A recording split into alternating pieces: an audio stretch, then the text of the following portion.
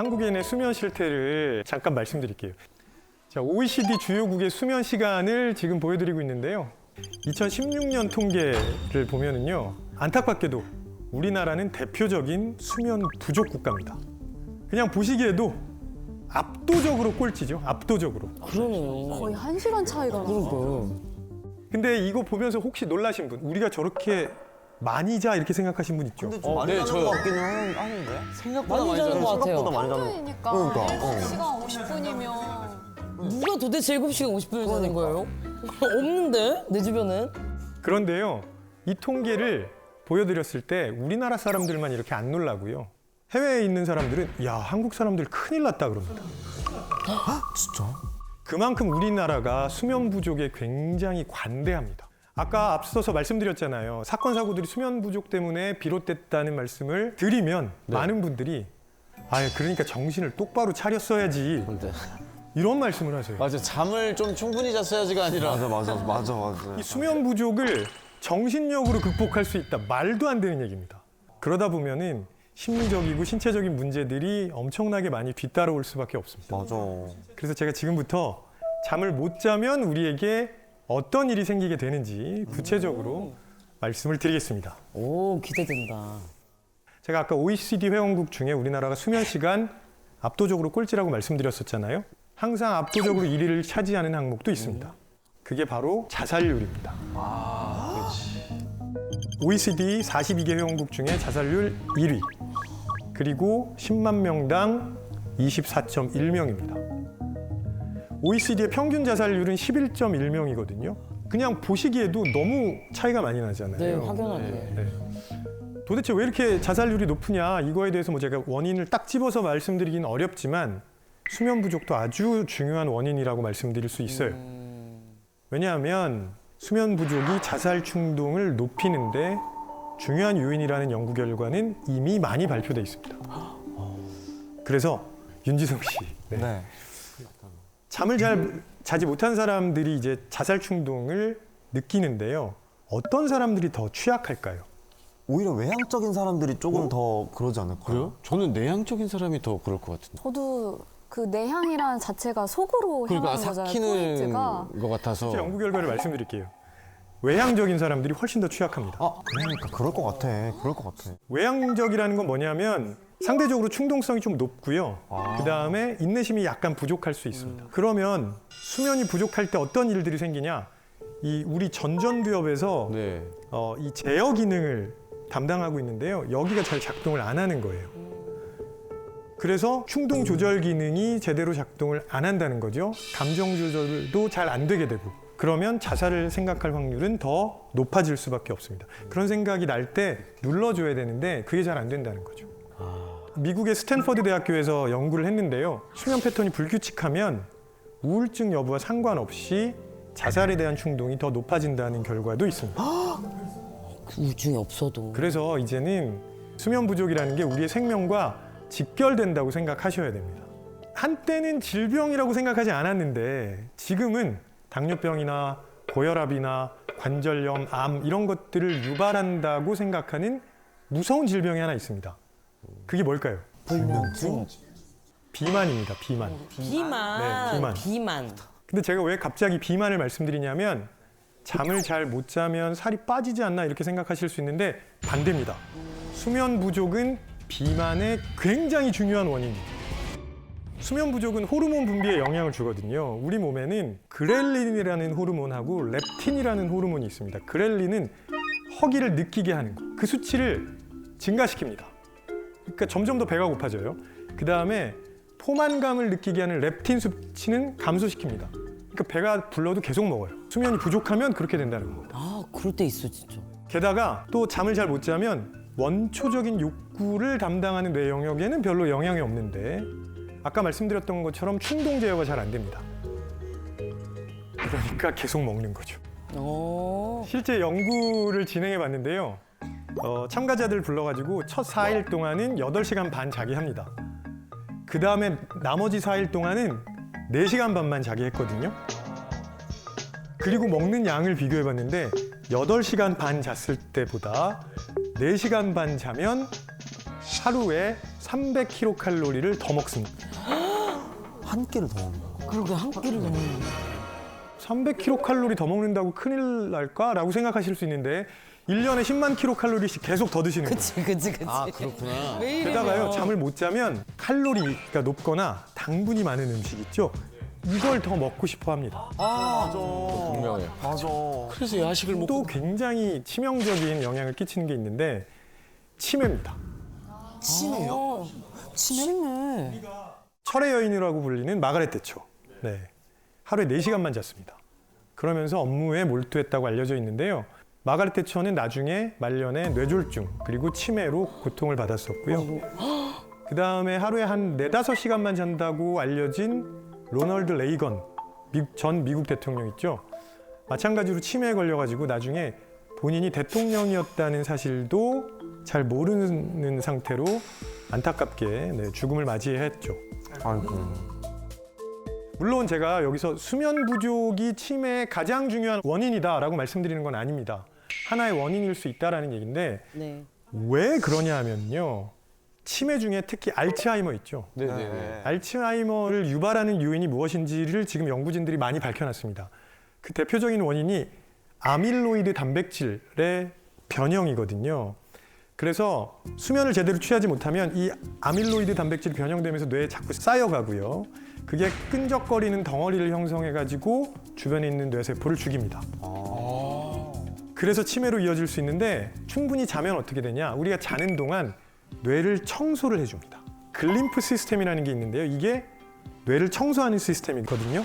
그래서 우리가 자는 동안 이 글림프 시스템이 그런 변형된 단백질들을 싹 청소를 해주는 거죠. 잠은 필수네 필수. 그래서 제대로 자지 않으면 아밀로이드가 더 많이 쌓이게 되고 그게 자꾸 악순환을 유발하게 됩니다. 그래서 꼭 수면 신경 쓰셔야 되는 거죠. 와, 진짜 중요하다, 중요해.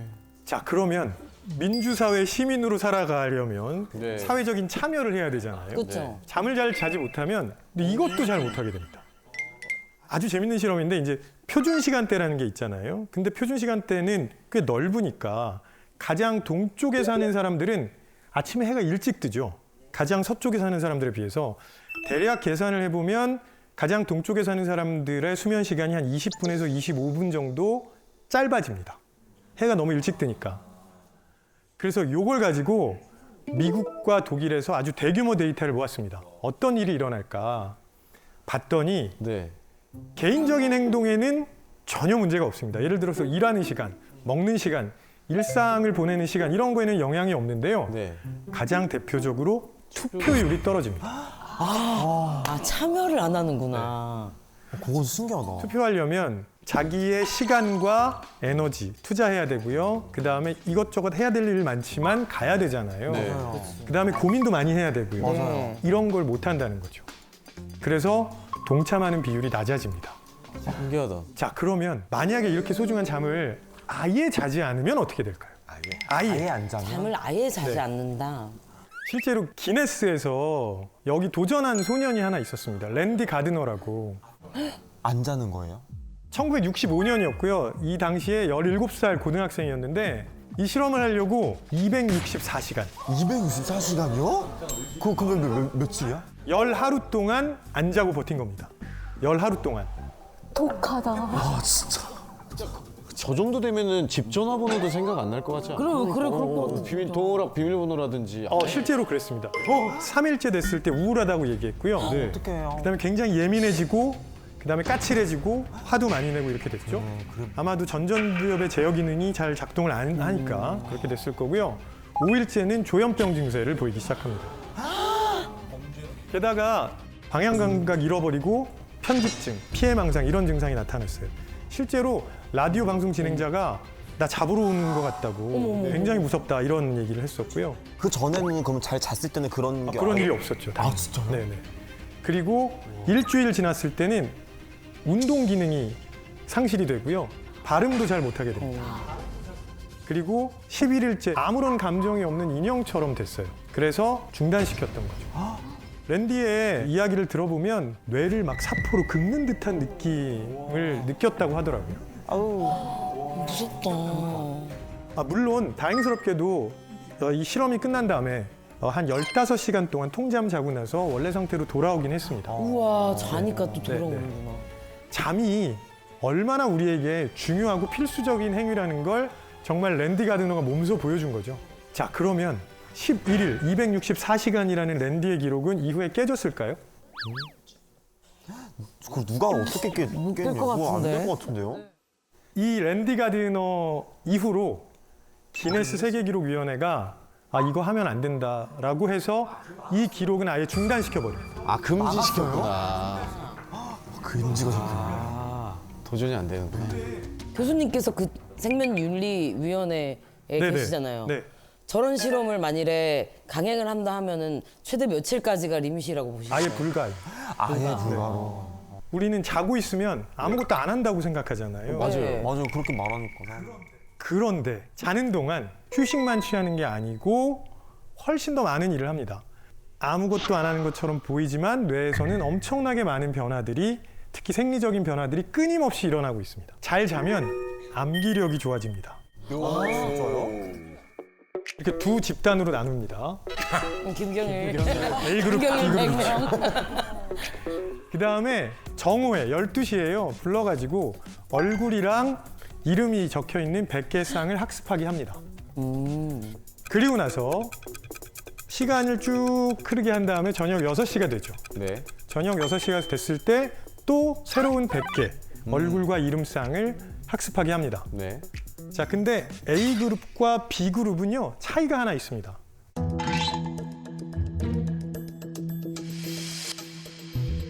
어떤 차이가 있냐면 A그룹은 학습한 다음에 낮잠을 잤고요. B그룹은 그냥 일상적인 시간을 보냈습니다. 다시 한번 불러가지고 얼굴이랑 이름이 적혀있는 카드를 이렇게 딱 보여드렸을 때 낮잠을 잔 쪽이 기억력이 20% 정도 높게 나옵니다. 빼놓네. 낮잠도 좋구나. 없네. 우리 뇌가 뭘 하고 있는지 그냥 봐도 아시겠죠? 네. 그래서 우리가 무언가를 학습하면 이 정보들이 일단 해마라는 곳으로 가거든요. 해마에 저장이 되고, 근데 해마는 임시 저장소예요. 그래서 오래 있을 수는 없기 때문에 심피질로 보내야 됩니다. 근데 이 심피질에 가려면 잠을 자야 됩니다. 필수네. 한마디로 간단하게 정리를 해드리면 수면이라는 건 새로 생성된 파일이 있으면 저장 눌러야 되잖아요. 그 저장 단추를 누르는 것과 같다고 생각하시면 좋겠습니다. 실제로 잠을 잘 자면 춤이든 운동이든 더 잘하게 됩니다. 진짜요? 능력이 향상된다는 말씀이세요? 네, 그렇습니다. 우사인 볼트 네. 아시죠? 우사인 볼트의 습관 중에 하나가 중요한 경기가 열리기 전에 낮잠을 자는 거예요. 물론 단순히 그냥 근육의 피로도를 줄이는 거 아니야 라고 생각하실 수 있지만 낮잠을 자면 그동안 운동 기술에 대한 기억이 향상됩니다. 그러니까 우리가 익혔던 기술을 일종의 루틴으로 만들어서 자동적으로 나오게 해야 되거든요. 이걸 수면이 해준다는 거죠. 그리고요, 잠은 우리를 창의적으로 만들기도 합니다. 왜 창의적이지? 잠이 창의성.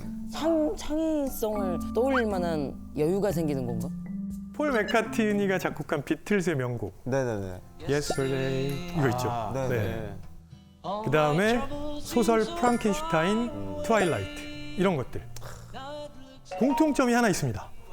잠에서 깬 직후에 만들었다는 겁니다. 아, 폴 맥카트니 어떻게 했냐면요, 침대에서 일어나는 순간 멜로디가 떠올랐대요. 그래서 바로 피아노로 달려가서 연주했던 게 바로 예스터데이였어요. 이런 거 말고도요, 과학사에서도 굉장히 중요한 사건이 하나 있었는데요. 이건 1865년에 독일의 화학자 아우구스트 케큘레라는 사람의 일화인데 벤젠의 분자 구조를 알아내려고 정말 노력을 많이 하고 있었거든요. 근데 그 당시에 그 어느 누구도 이걸 알아내지 못했어요. 그래서 계속 고민하다가 이제 잠이 들었죠. 근데 그 잠에서 꿈을 꿨는데 뱀이 자기 꼬리를 삼키는 꿈을 꾼 거예요. 이렇게 또아리를 틀면서. 거기에서 깨자마자 벤젠의 분자 구조가 뱀처럼 꼬리를 이룬 육각형이지 않을까? 그런 생각을 한 겁니다. 아 진짜? 신기하다. 이 발견 때문에 독일 산업에 엄청나게 아주 중요한 영향을 미쳤고 케큘레는 이후에 귀족 자기까지 받게 됩니다. 잠자야 신분이 상승하네. 아 잠을 잘 자야 돈 벌고 신분이 상승하네요. 내가 더 잤어야 되는데 진짜. 우린 반대로 돈을 벌고 신분을 상승해야 잠을 잘 수 있다고 생각했는데 그 사람들은 각각 굉장히 고민을 많이 하고 있었던 거죠. 자기 직전에 굉장히 고민을 많이 하고 있다가 잠을 잤더니 그 꿈을 꾼 겁니다. 도대체 어떻게 그렇게 됐을까 하는 궁금증이 드셨을 거예요. 네.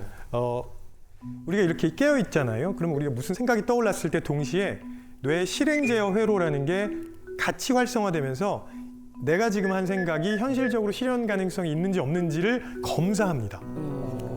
그래서 일종의 평가 시스템이 되는 거죠. 이거는 괜찮은 생각이고 이런 생각 하지 마. 뭐 이렇게 하는 겁니다. 구분해 주는군요. 네, 알려주죠. 그러니까 이 평가 시스템이 계속 작동을 하니까 여러 가지 생각이 떠올라도 그게 그냥 묻혀버리는 거예요. 근데 잠을 자는 동안은 이 평가 시스템도 쉽니다. 그래서 이런저런 생각들이 막 떠오르는 거죠. 한마디로 말씀드리면 정제되지 않은 날것의 생각들이 마구마구 떠오르는 시간이라는 겁니다.